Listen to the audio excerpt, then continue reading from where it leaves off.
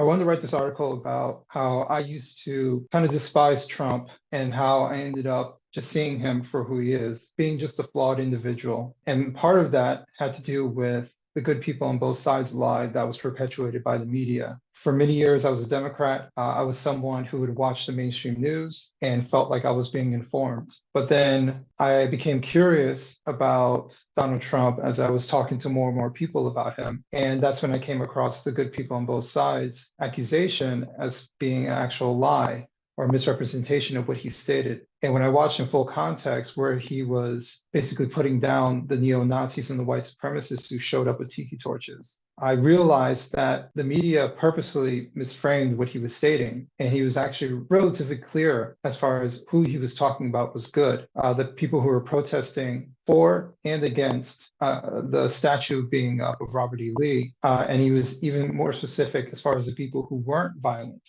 who were protesting on both sides of the matter. So I realized at that moment, if the media can lie to me about this for years upon years, claiming that he said something that he clearly didn't say, and if you just extended that footage about 30 seconds or so, you would see it, then what else are they lying to me about? And that's what led me to become more independent-minded, eventually leaving the Democratic Party to become an independent and just asking questions about the media that we consume and bipartisan curiosity. Am I making determinations politically because of how I feel, or is it because of what is true? By how I feel, who is making me feel this way? Is someone propagandizing me, trying to manipulate my emotions into feeling a particular way about someone, regardless if it's someone on the left or right? I became very conscious of my emotions and very conscious of any sort of manipulation attempt to get me to sway in one direction or another for political gain. I also considered, when it comes to Donald Trump,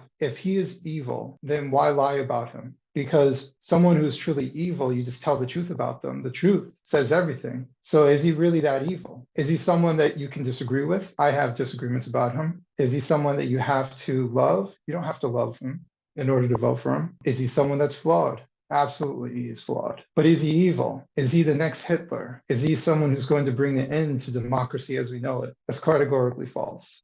I see no evidence for it. And the 4 years that he was in office, I see no evidence for it. So I am very much so a pragmatic voter, someone who is open-minded but pragmatic. And I see no reason why someone shouldn't consider Donald Trump